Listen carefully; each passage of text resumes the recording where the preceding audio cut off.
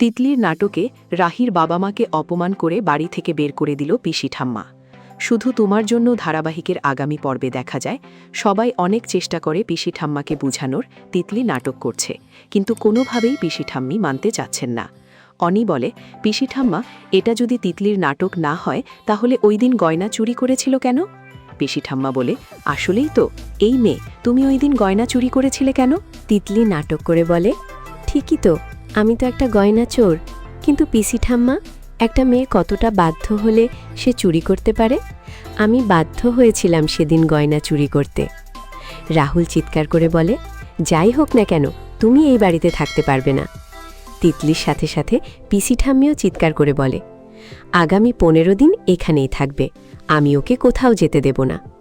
রাহুল বলে, কেন কেন এত জেদ করছো পিসি ঠাম্মা? পিসি ঠাম্মা বলে, আমার এই সিদ্ধান্তে তোর আর তোর বউয়ের সমস্যা হলে আমার নামে মামলা কর, আমিও দেখে নেব কার কত ক্ষমতা আছে। এরপর পিসি ঠাম্মি রাহুলের মাকে বলে, তিতলির দায়িত্ব আজ থেকে তোমার, ওর দেখাশোনায় যেন কিছু কম না হয়। রাহুলের বাবা পিসি ঠাম্মিকে বলে, সেটা পরে দেখা যাবে, এসো এসো, তুমি একটু বসো, তোমার শরীর খারাপ হচ্ছে তো।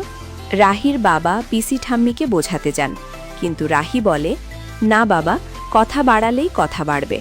তুমি কিছু বললেই তিতলির নাটক দেখে পিসি ঠাম্মি আরও রেগে যাবে, উনি তোমাদের আরও বেশি অপমান করবে।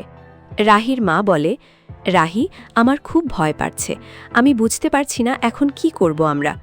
রাহি বলে, তোমাদের কিছু করা লাগবে না, যা করার আমি করব, তোমরা এখন বাড়ি ফিরে যাও। রাহির বাবা মা সবার কাছে ক্ষমা চেয়ে বাড়ি ফিরে যায়।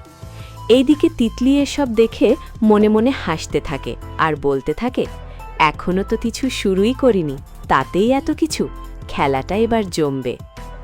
রাহি রাহুলকে বলে, রাহুল, পিসি ঠাম্মা তো এবার সবকিছুই জেনে গেছে, এখন তুমি কি চাও? রাহুল বলে, আমি এসব থেকে মুক্তি চাই রাহি, এই নোংরা খেলাটা যে আমি আর খেলতে পারছি না। এরপর দেখা যায় মীরা দেশে ফিরে এসেছে। মীরার ফোনে একটি নোটিফিকেশন আসে, সে মোবাইলে রাহুলের অ্যাক্সিডেন্ট হবার খবরটা দেখে। মীরা খবরটা দেখেই রাগে ক্ষোভে ফেটে পড়ে।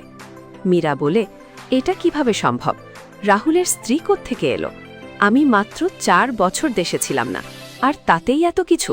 আমি সব শেষ করে দিব, আমি কিছু রাখব না, রাহুল শুধু আমার, রাহুল আর কারো হতে পারে না। অন্যদিকে দেখা যায় রাহি রাহুলকে ওষুধ দিচ্ছে। রাহুল ওষুধ খেয়ে বলে, রাহি, আমাকে সাহায্য কর, আমি শুতে চাই। রাহি বলে, ঠিক আছে, শুয়ে পড়ো। রাহুল বলে, মানে আমি একা একা কিভাবে উঠব এখান থেকে? রাহি বলে, চেষ্টা কর, চেষ্টা করলে ঠিকই উঠতে পারবে তুমি। রাহুল রেগে যায়। রাহুল বলে, ঠিক আছে, তুমি মেমোকে ডেকে দাও। রাহি চুপচাপ দাঁড়িয়ে থাকে। রাহুল বলে, তুমি মেমোকেও ডেকে দেবে না? ঠিক আছে, আমি নিজেই উঠছি, আমার দরকার নেই কারো সাহায্যের। রাহুল কষ্ট করে উঠার চেষ্টা করে। রাহুল যখনই পড়ে যাবে তখন রাহি রাহুলকে জড়িয়ে ধরে।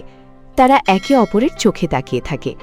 রাহুল রাহি একে অপরের ভালোবাসায় ধীরে ধীরে ডুবতে থাকে। এরপর দেখা যায় রাহুলকে ঘুম পাড়িয়ে রাহি সবার সাথে কিছু একটা প্ল্যান করছে। অনি হঠাৎ বলে, বৌদিদি, হ্যারিকে একটা ফোন দেই, ওকেও আমাদের প্ল্যানটা বলে দেখি। রাহি বলে, হ্যারি? হ্যারির সাথে কি আজকাল তোমার বেশি কথা হচ্ছে? মনি আমতা আমতা করে বলে, না না, এমন কিছু না। রাহি হেসে বলে, আরে আমি মজা করছি। অন্যদিকে তিতলি ঘুমাতে পারে না। পিসি ঠাম্মির নাক ডাকার শব্দে সে বিরক্ত হয়ে যায়। সে পুরো রাত কিছুতেই ঘুমাতে পারে না। তো বন্ধুরা, তোমাদের কি মনে হয় মীরা ও তিতলি কি এক হয়ে রাহুল রাহির সম্পর্ক ভেঙে ফেলতে পারবে?